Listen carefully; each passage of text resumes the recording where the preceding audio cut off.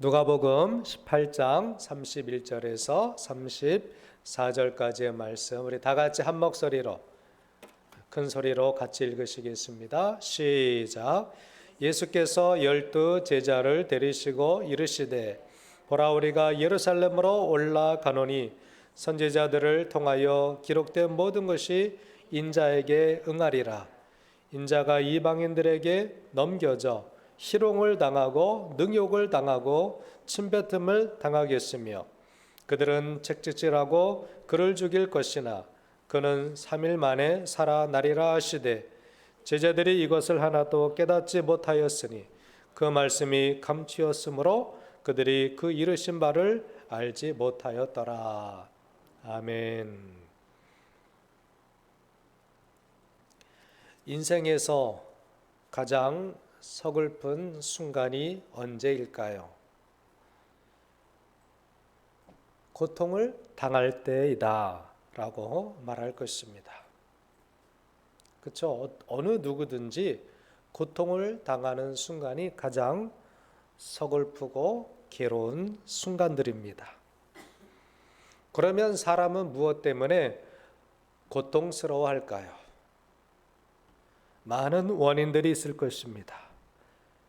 특히 패배했을 때 괴로워하고 서글퍼질 수밖에 없습니다.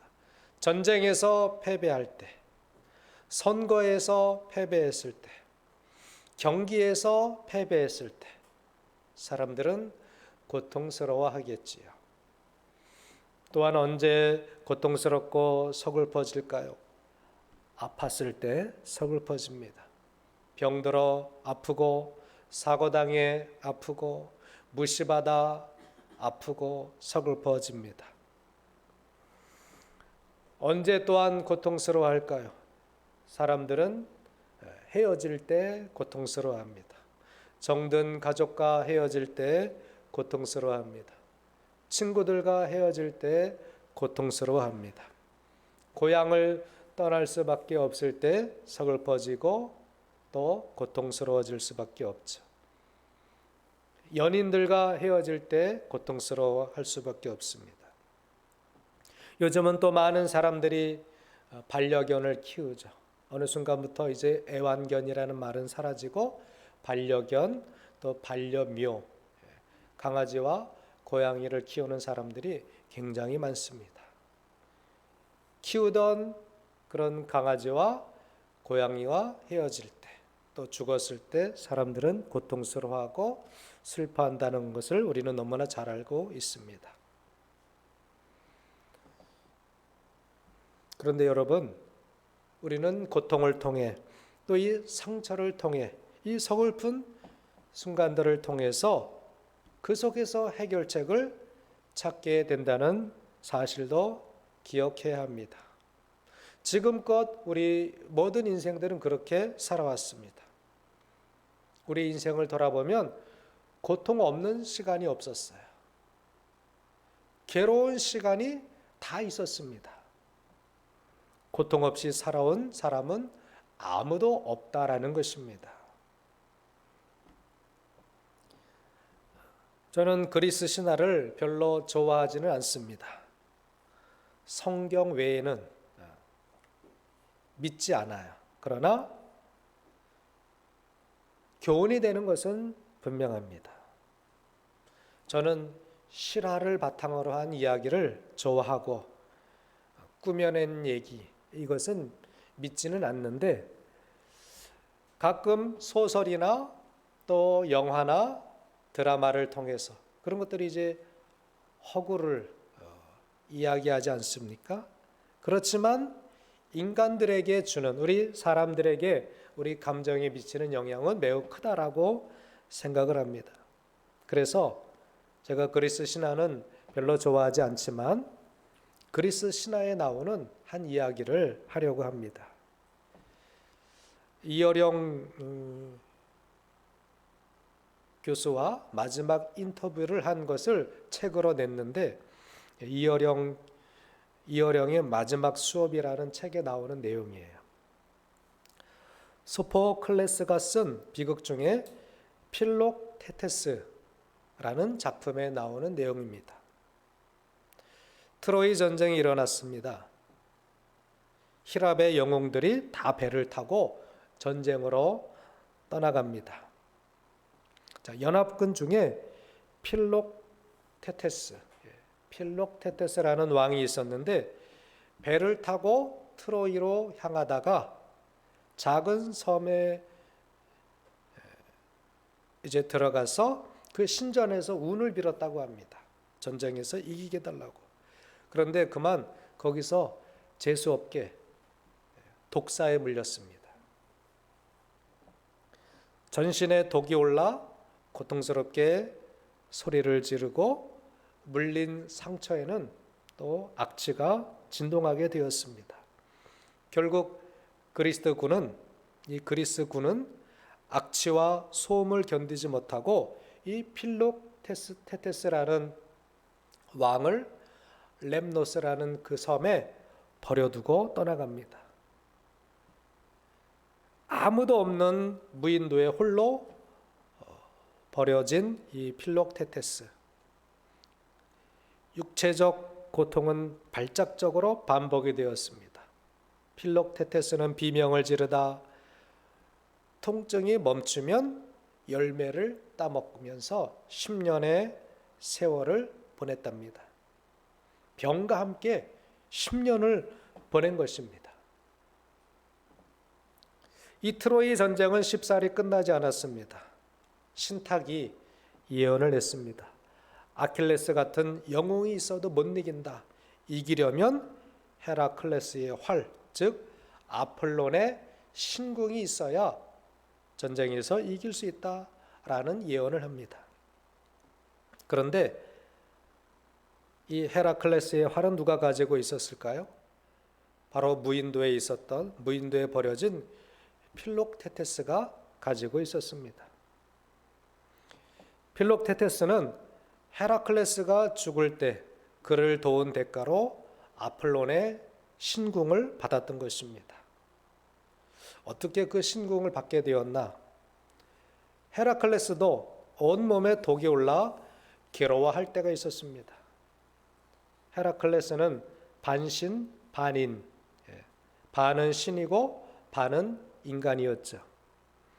그는 육체의 고통을 이겨야지 이 독한테 질 수 없다라고 결단을 해서 장작 더미를 쌓아놓고 올라가서 자기를 불태우라고 명령합니다. 나를 불태우라. 나를 불질러야 내 몸속에 독이 죽으리라.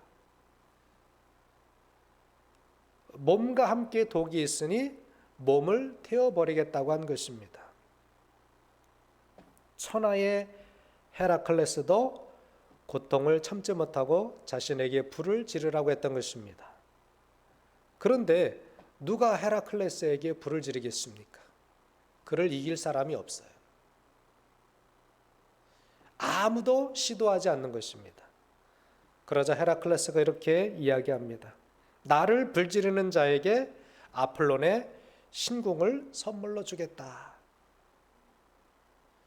그때 헤라클레스를 불지르고 그 화를 받은 자가 바로 필록테테스였다고 합니다. 그는 독사에게 물려 상처는 가지고 있었지만 아폴론의 신궁을 가지고 있었던 것입니다. 그런데 사람들이 그 그리스군이 이 필록테테스를 버린 거예요. 왜 버렸을까요? 바로 상처 때문에 버린 것입니다. 이 필록테테스는 상처가 있었지만, 고통이 있었지만 그에게는 이 아폴론의 신궁도 있었습니다. 그리스 사람들은 자신들이 버린 필록테테스를 찾아갑니다. 그래야 전쟁을 이길 수 있기 때문에 그렇습니다. 지략가인 오디세우스와 아킬레스의 아들인 소년 네오프톨레모스가 함께 그 활을 훔치러 그 섬에 다시 간 것입니다. 그 섬에 와보니 땅끝까지 닿은 긴 머리를 한 사람이 달빛 아래서 짐승처럼 울부짖고 있었습니다. 골짜기에 신음소리가 흘러넘쳤습니다. 그런데 그 모습에서 소녀는 고귀함을 받습니다. 10년 동안 외로운 섬에서 고통과 싸우며 죽음과 대면한 한 사람, 그 사람의 영혼이 품어내는 아름다움을 본 것입니다. 그래서 활을 훔치러 갔던 아킬레스는 필록테테스에게 사실대로 말합니다. 나는 활을 훔치러 왔지만 당신을 두고 활만 가지고 갈 수는 없습니다. 활은 당신의 상처이고 상처는 당신의 활입니다. 이게 유명한 말이에요. 활은 당신의 상처이고 상처는 당신의 활입니다. 결국 필록테테스는 자기를 버린 민족과 동지를 용서하고 그 섬을 떠나 함께 트로이의 전쟁터로 나갑니다. 그래서 필록테테스로 인해서 그 긴 전쟁을 끝낼 수 있었다는 이야기입니다. 우리가 주목해야 될 것은 상처예요. 고통이에요. 사람이 고통을 피할 수 있을까요? 피할 수 없습니다. 삶은 고통을 피해가는 것이 아니라고 합니다. 저는 이 글을 읽으면서 우리 인생 중에 상처는 고통스럽지만 결국 그 상처를 견디면 활이 된다. 그게 무기가 된다라는 교훈에 공감을 했습니다. 우리의 삶, 내 개인적인 삶을 돌아보십시오. 상처 없는 순간이 어디 있습니까? 하루를 살면서도 괴로웠다, 힘들었다, 또 어떤 문제 때문에 고통 속에 울부짖었다가 우리 그러며 살지 않습니까? 누구든지 다 상처가 있다라는 거예요. 그런데 어떤 사람들은 그 상처를 견디지 못하고 자포자기합니다. 그런데 또 어떤 사람들은 이 필록테테스처럼 오랜 시간 고통과 싸워요. 결국 이겨냅니다. 그러면 그 고통의 순간이 어떻게 됩니까? 무기가 되는 거예요. 그 상처가 활이 되는 거예요. 그 상처가 그 인생을 꽃피우는 꽃이 되기도 합니다. 그 상처가 남을 치료하는 치료제로 쓰이기도 합니다. 상처가 전쟁을 끝내는 무기로 사용되기도 하는 거예요. 또 상처받은 사람이 때로는 버림도 당하지만 이제 다시 화해할 때, 상처받은 사람을 품을 때, 그리고 버림받은 사람이 찾아온 사람들을 다시 용서할 때, 그런 사회가 될 때는 이 사회가 더 성숙해진다라는 거죠. 모든 관계가 더 성숙해진다라는 것을 우리는 살면서 느껴가고 있는 것입니다. 예수님의 이야기로 돌아갑니다. 예수님은 자신이 고통당할 것을 알고 계셨습니다. 여러분, 자신의 미래를 다 알고 살아가면 어떨까요? 좋을까요? 불안할까요? 글쎄요, 모르고 살아가는 것이 더 다행인지 모릅니다. 행복한 것인지 모릅니다. 여러분, 우리가 미래를 다 알고 있다면 결국 죽을 거잖아요. 또 죽기 전에는 고통스러운 순간도 겪을 것입니다. 그러니까 다 알고 살아간다면 오늘 불행할 거예요. 차라리 모르고 사는 것이, 모르니까 오늘 웃고 모르니까 오늘 작은 것 때문에 행복해 하지 않을까요? 그런데 주님은요, 자기의 미래를 다 알고 계셨어요. 그분은 신이기 때문에. 주님이 그렇게 말씀하시죠.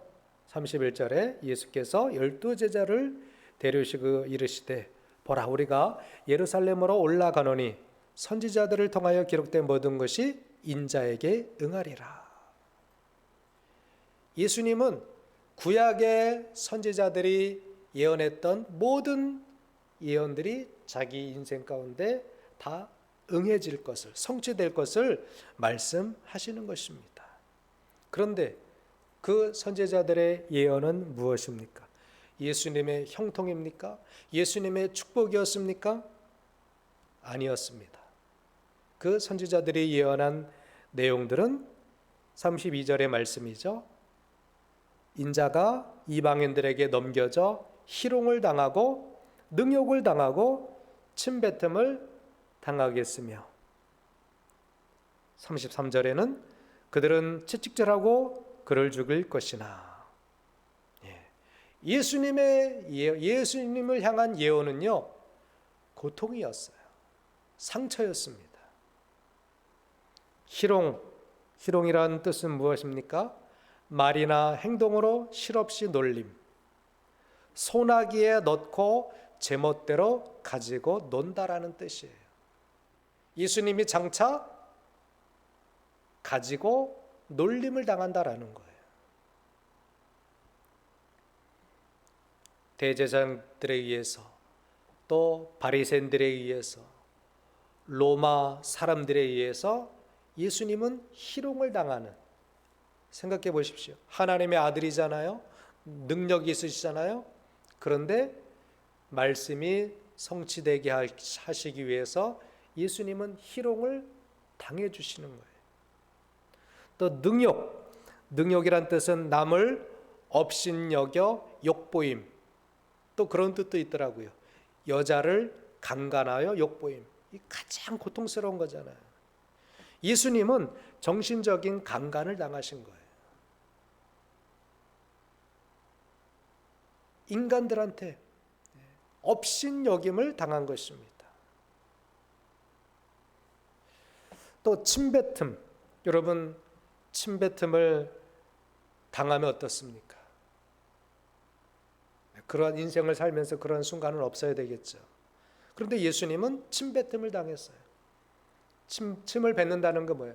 모욕감을 준다라는 것입니다. 또 침뱉음을 당해보세요. 분노가 치밀지 않습니까? 또 내가 침뱉음을 당해보면 굉장히 수치스러워요. 아니, 나한테 감히 침을 뱉어? 수치심이 가득 올라올 것입니다. 그런데 예수님이 그렇게 침뱉음을 당하셨다라는 거예요. 또 33절에 보니까 채찍질을 당하신다고 말씀하고 있어요. 채찍질은 누가 당하는 것입니까? 노예들이 당하는 거예요.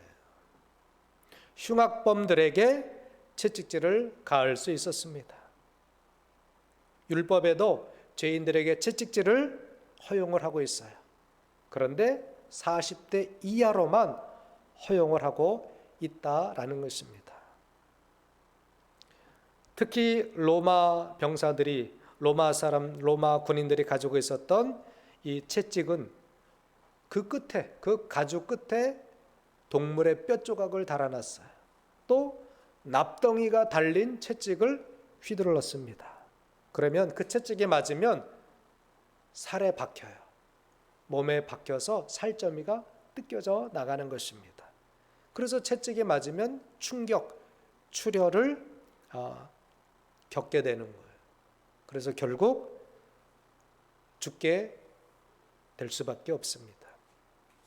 자, 이렇게 예수님은 정신적 고통과 육체적 고통을 당하는 상처를 받게 된 것입니다. 전혀 예수님의 미래의 삶에는요, 어떤 형통함, 평화, 기쁨이 아니었습니다.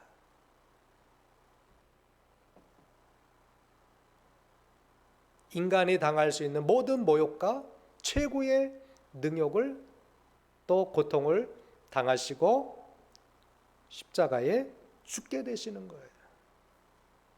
이것이 예수님의 미래였습니다. 자, 그런데 우리는요, 예수님이 왜 이런 고통을 당하셔야 했는지, 왜 예수님이 죽을 수밖에 없었는지 우리는 거기에 관심을 가져야 되겠죠. 예수님이 그렇게 정신적이고 육체적인 고통을 당하신 이유, 그리고 죄 없으신 그분이 죽게 되는 이유가 무엇이냐고요. 이사야 선지자는 말하고 있죠. 이사야 53장 5절에 보니까 우리 다 같이 한번 읽어보시겠습니다. 시작. 그가 찔림은 우리의 허물 때문이요 그가 상함은 우리의 죄악 때문이라. 그가 징계를 받음으로 네. 예. 자, 그가 찔림은 우리의 허물 또 우리의 죄악이라고 분명히 말씀하고 있습니다. 또 8절에도 보면 그는 곤욕과 신문을 당하고 끌려갔으나 그 세대 중에 누가 생각하기를 그가 살아있는 자들의 땅에서 끊어짐은 마땅히 형벌받을 내 백성의 허물 때문이라 하였으리요. 예, 허물이라는 말, 또 죄악이라는 말이 단어가 분명히 나와요. 바로 죄죠, 죄. 죄는 히브리 말로 하타라는 단어인데요. 그 뜻은 하나님께서 그들을 위해 의도한 삶을 포기했거나 거절한 것을 말하는 것입니다. 하나님을 거절한 거예요. 하나님의 의도를 벗어난 것이 바로 하타라는 히브리어 말입니다. 표적에서 빗나가다, 실패하다 라는 의미가 담겨져 있는 단어입니다. 또 헬라어로는 하마르티아, 잘못을 범하다, 길에서 빗나가다, 악의, 불의, 부정, 위반, 무법이라는 뜻이 죄에 다 포함되어 있는 거예요. 여러분, 죄는요 단순히 사회의 도덕적인 기준을 어긴 것이 아닙니다. 근본적인 의미에서 인간에 대한 것이 아니라 인간 사회에서 그 인간 사회 법칙이 있잖아요. 법들이 있잖아요. 형법도 있고 민법도 있는데 그것을 어긴 것이 죄가 아니라 하나님께 대한 것. 이것이 죄의 근본, 죄의 근원이라는 거예요. 하나님의 의도를 어긴 것, 하나님의 뜻을 어긴 것, 이것이 죄다라는 것입니다. 결국 예수님이 정신적으로 또 육체적으로 고통을 당하는 이유는 하나님의 의도를 빗나가는 인간들 때문에 예수님이 육체적인 고통을 당하실 수밖에 없었다라는 것입니다.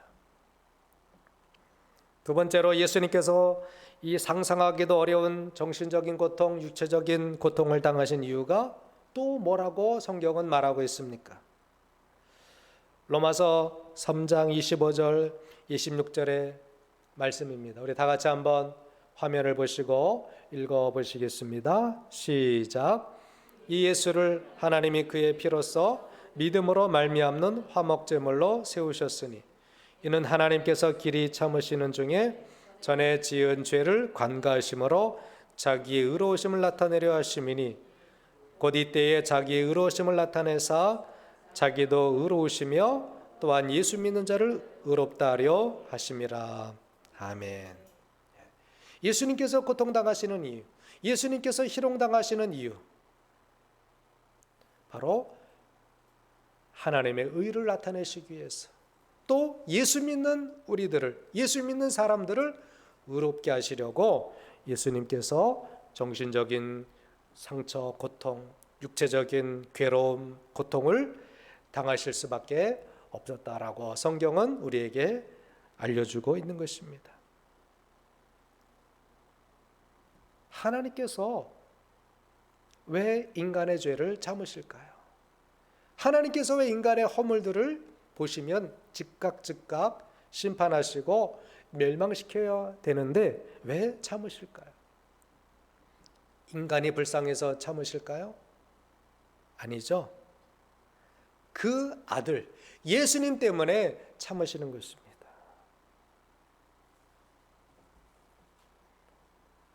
우리를 보고, 우리 사람을 보고는 하나님이 전혀 기대할 것이 없어요. 인간이 아무리 노력해도, 인간이 아무리 깨끗해지려고 힘써도 깨끗해질 수가 없는 것입니다. 그래서 하나님이 우리를 참아주시는 것이 아니라 예수님 때문에 우리를 참으시는 거예요. 예수님이 화목 제물 되어 주셨기 때문에, 예수님이 속죄의 값이 되어 주셨기 때문에 하나님은 그 예수님을 보시고 인간의 죄를 참아 주시고 또 기다려 주시는 것입니다. 창세기에 보면 사단에게 속아서 벗은 것을 알게 된 아담과 하와의 모습이 나오죠. 결국 여호와 하나님께서 그 가죽옷을 지어 입히셨다 말씀하고 있어요.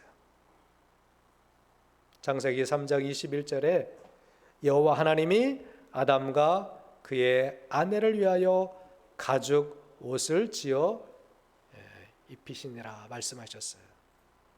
가죽옷, 가죽이란 말은 오르, 옷은 코트예요. 가죽 코트를 입히신 거예요. 범죄에서 자기가 수치스러워요. 벗은 것을 다 알아요. 그래서 하나님께서 짐승을 죽여 가죽옷을 만들어서 인간의 수치를 가려주신 거예요. 즉 예수님이 죄인들 대신 고통과 상처를 당하시고 죽으시고 예수님이 가죽옷이 되어주신 거예요. 예수님이 우리의 코트가 되어주신 거예요. 여러분 가죽 코트 비싸죠.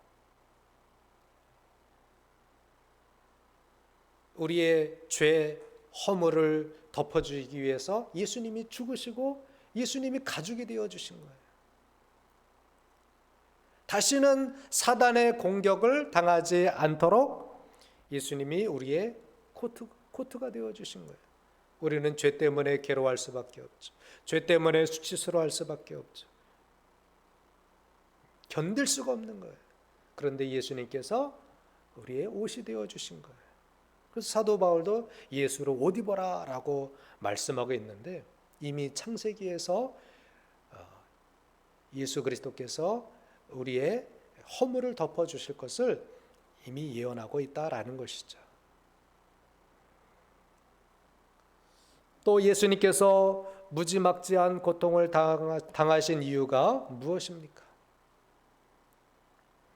로마서 6장 10절에서 13절에 보니까 우리 다 같이 한번 읽어보실까요? 시작. 그가 죽으심은 죄에 대하여 단번에 죽으심이요 그가 살아계심은 하나님께 대하여 살아계심이니 이와 같이 너희도 너희 자신을 죄에 대하여는 죽은 자요 그리스도 예수 안에서 하나님께 대하여는 살아있는 자로 여길지어다. 그러므로 너희는 죄가 너희 죽을 몸을 지배하지 못하게 하여 몸의 사욕에 순종하지 말고, 또한 너희 지체를 불의의 무기로 죄에게 내주지 말고 오직 너희 자신을 죽은 자 가운데서 다시 살아난 자같이 하나님께 드리며 너희 지체를 의의 무기로 하나님께 드리라. 아멘. 자, 여기 보니까 다시는 죄의 종노릇하지 않게 하기 위해서, 그래서 예수님이 그 무지막지한 고통을 당하신 것으로 말씀하고 있습니다. 이제 예수님을 믿는 저와 여러분들은 죄에 대하여는 죽은 자예요. 죄의 종노릇하면 안 됩니다. 사단의 종노릇하면 안 된다라는 거예요. 여러분 사단은요 사람을 밀가부로 가지고 놀려고, 그게 능욕이라 그랬죠. 죄를 통해서 우리를 가지고 노는 거예요. 우리를 능욕하는 거예요. 자, 우리 사람들이 이 사단의 종이 될 것을 뻔히 알고 계셨어요. 그래서 예수님께서 고통을 당하시는 거예요. 사단에게 능욕당하지 않게 하시기 위해서. 오직 사단의 그 조종을 이길 수 있는 것은요 인간의 방법으로는 안 돼요.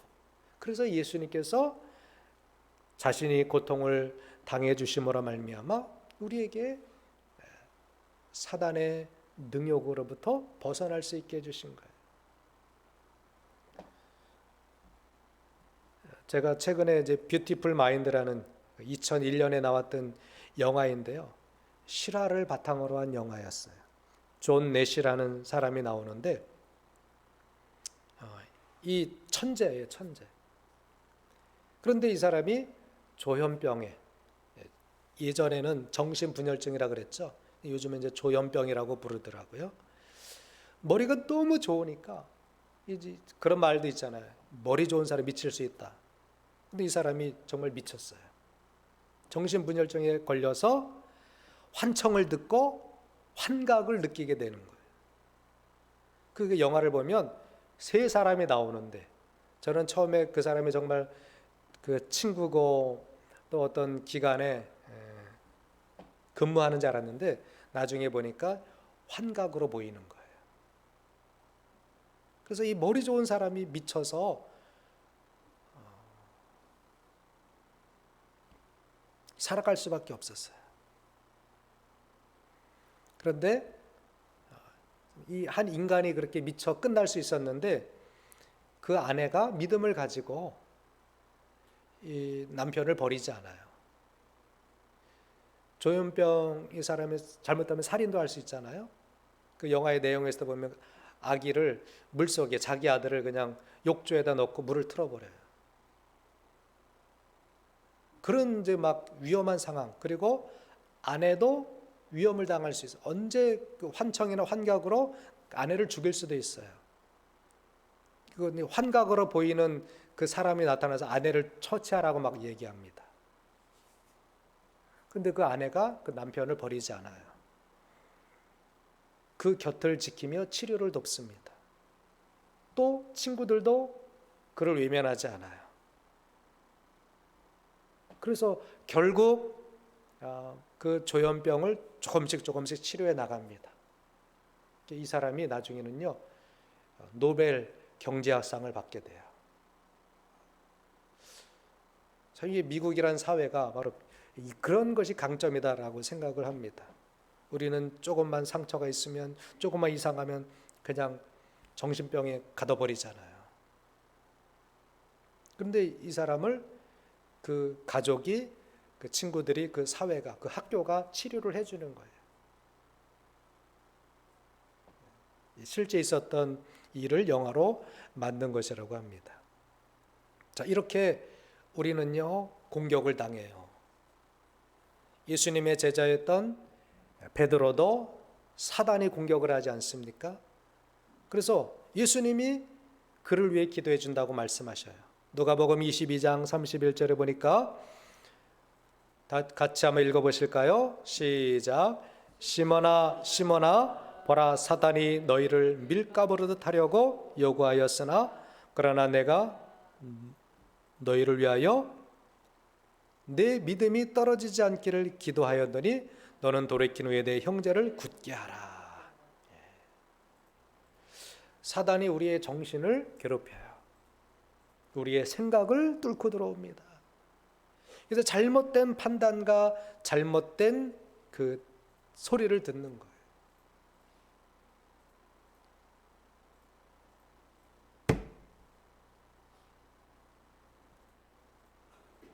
여러분, 누구의 소리를 들을 것입니까?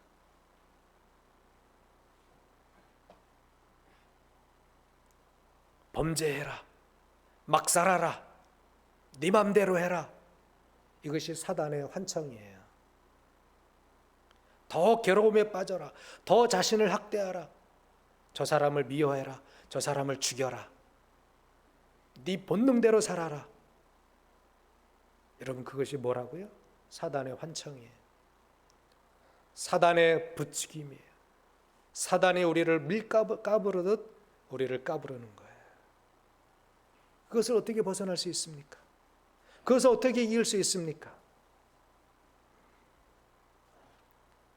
주님이 우리를 지켜주셔야 우리가 이길 수 있는 거예요. 사단의 환각과 사단의 환청과 조종으로부터 우리를 지킬 수 있는 것은 예수님이 대신 고통당하셨기 때문에, 예수님이 대신 상처당하셨기 때문에 그 예수님을 의지하고 그 상처받은 예수님을 의지하고 그 고통받은 예수님을 내가 의지할 때 나를 밀가부르듯 타려고 찾아왔던 사단을 이길 수 있는 것입니다. 주님 없이는 승리할 수 없다라는 거예요. 자, 예수님이 이렇게 제자들에게 자신이 고통당하고 상처받고 십자가에 죽게 될 것을 가르쳐 주셔요. 그런데 문제는요, 제자들이었어요. 자, 여기에서 인간이 겪는 제일 큰 고통이 나와요. 우리 34절 말씀 다 같이 한번 읽어보시겠습니다. 34절 말씀 시작. 제자들이 이것을 하나도 깨닫지 못하였으니 그 말씀이 감추었으므로 그들이 그 이르신 바를 알지 못하였더라. 아멘. 예수님께서 엄청난 고통에 대해서 말씀하십니다. 예수님이 자신이 희롱당하고 능욕당하고 침뱉음을 당하고 책짓을 당하고 그래서 결국 사망할 것을 말씀하셔요. 엄청난 충격을 받죠. 그런데도 더 큰 문제는 뭐냐?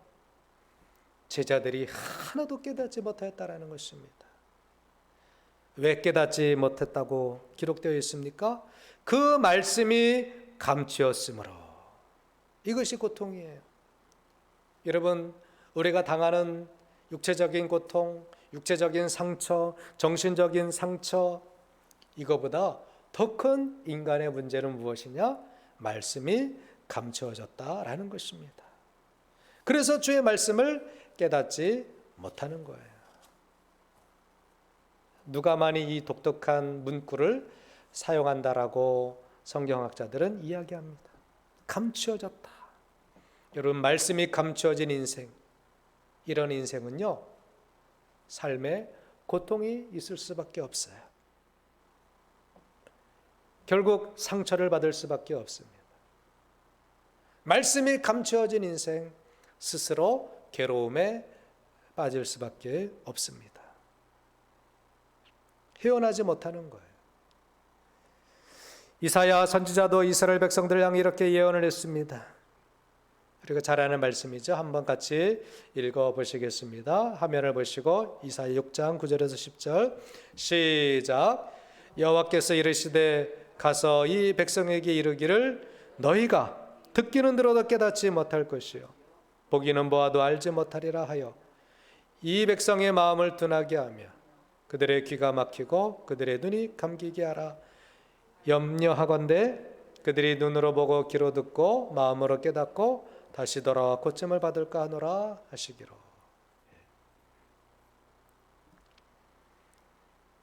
귀로 들어도 깨닫지 못하는 거예요. 눈으로 보아도 알지 못하는 거예요. 왜 그렇습니까? 감추어져 있기 때문에 그렇습니다. 저도 가끔은 듣기는 들어도 내 방식대로 들어서 아내에게 구사리를 맞을 때가 있어요. 지난주에 있었던 일인데요. 이제 반찬을 보내야 되는데 혜원이 기숙사로 반찬을 보내야 되는데 제가 택배를 붙였는데 여수로 보내고 말았어요. 아내는요, 여수로 보라고 말한 적이 없었다고 합니다. 근데 그 전날 이제 막 겉절이를 한다고 막 뭐 시장 가서 겉절이 배추를 사왔어요. 저는 제가 생각하기는 당연히 겉절이를 했으니까 택배를 보내면 장모님한테 택배로 보내라는 거겠지. 저는 그냥 그것만 생각했어요. 그래서 막 이제 부랴부랴 이제 그 택배를 가지고 우체국에 가서 여수로 보내버리고 만 것입니다.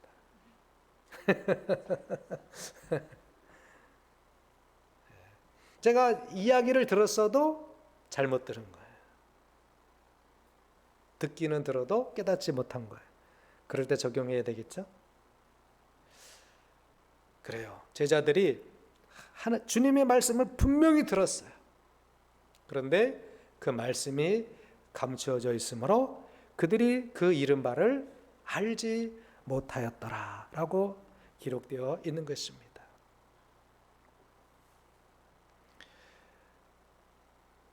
구약성경 아모스 8장 11절에도 그런 말씀이 있습니다. 주 여호와의 말씀이니라. 보라, 날이 이를지라. 내가 기근을 땅에 보내리니 양식이 없어 주림이 아니요 물이 없어 가람이 아니요 여호와의 말씀을 듣지 못한 기갈이라 라고 말씀하고 있어요. 왜 우리 인생에 기갈이 올까요? 왜 우리 인생에 상처가 생길까요? 왜 우리 인생에 고통이 생길까요? 먹을 게 없어서가 아닙니다. 환경이 안 좋아서가 아닙니다. 돈이 없어서가 아닙니다. 그거보다 더 큰 문제는요, 하나님의 말씀을 듣지 못한, 하나님의 말씀이 감추어져 있는, 하나님의 말씀을 들어도 그 말씀이 내 심령에 그냥 덮여져 있기 때문에, 감추어져 있기 때문에 우리는 깨닫지 못하는, 주의 말씀을 깨닫지 못하는 그 고통이 내 인생에서 가장 큰 고통이라는 것입니다. 우리는 그렇게 생각할 수 있어요. 주님의 고통이 나와 무슨 상관이 있나? 2000년 전에 예수님이 다 십자가에 돌아가시고 끝났는데 그것이 나와 무슨 상관이 있나? 주님의 고통과 주님의 상처가 느껴지지 않는 그 이유는 무엇입니까? 나의 심령에 말씀이 그대로 덮여져 있기 때문에, 그냥 감춰져 있기 때문에, 베일에 쌓여 있기 때문에 우리는 아무 감동도, 감격도, 고마움도 깨닫지 못하는 것입니다. 도리어 세상의 염려, 세상의 근심, 세상의 산만함이 우리의 말씀을 덮고 있는 거예요. 정말 우리 심령 속에 말씀이 살아 움직이면, 말씀이 믿어지면, 말씀이 깨달아지면 우리가 정말 상처도 극복하고 모든 어떤 괴로움도 극복할 수 있는데, 하나님의 말씀이 그냥 감추어져 있는 거예요. 능력이 되지 못하고 있는 거예요. 하나님의 말씀이 금과 같은 말씀인데 금으로 우리가 사용하지 못하는 거예요. 그냥 꼭꼭 숨겨놓고 있는 것입니다. 그래서 우리의 인생은 끊임없이 고통 속에 잠겨 있는 것입니다. 그러면 아무리 큰 상처가 와도, 아무리 큰 고통이 와도 하나님의 말씀이 살아있다면, 하나님의 말씀이 깨달아진다면, 하나님의 말씀이 내 마음을 사로잡고 있다면 어떻게 될까요? 활이 되는 거예요. 그 말씀이 능력이 되는 거예요. 그래서 이길 수 있는 것입니다. 그래서 많은 성도들이, 또 고통당하는 성도들도 있지만 말씀이 살아있으니까 고통을 다 이겨나가는 거예요.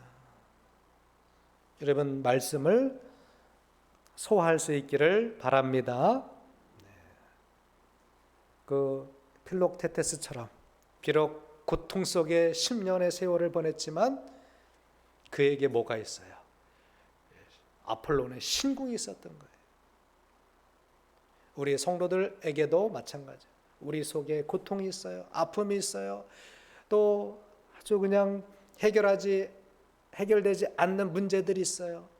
그러나 말씀으로 이기는 성도들, 말씀을 간직하고 말씀이 그 마음속에 움직이는 성도들은 무기를 가지는 거예요. 그 어떤 것도 뚫어낼 수 있고 그 어떤 것도 이겨낼 수 있는, 전쟁을 끝낼 수 있는 무기가 우리 성도 안에 생기고 있는 것입니다. 상처를 가진 자가 활도 가지고 있듯이 고난을 능히 견디는 자, 그러나 어떻게 견뎌야 돼요? 말씀 가운데 로고스, 하나님의 말씀이 있으면서 그 고통을 견디고 그 아픔을 이겨나가는 성도들은요, 거룩한 성품이 그 심령 안에 생기게 되는 것입니다. 그래서 고난이 즉 영광이라는 무기가 되는 거예요. 예수님이 바로 그런 분이셨습니다. 능욕을 당하시고 희롱을 당하시고 침뱉음을 당하시고 채찍질을 당하시고 십자가에 못 박혀 죽지만 결국 그것이 예수님의 무기가 되는 거예요. 예수님의 영광이 되는 것입니다. 하나님의 말씀을 그대로 믿으시고 다 그 고통을 감내하셨기에 이제는 사단도 그 앞에서, 또 예수님을 믿는 모든 사람을 구해내시는, 속량하시는 영원한 구속의 무기가 바로 예수님이 되신 거예요.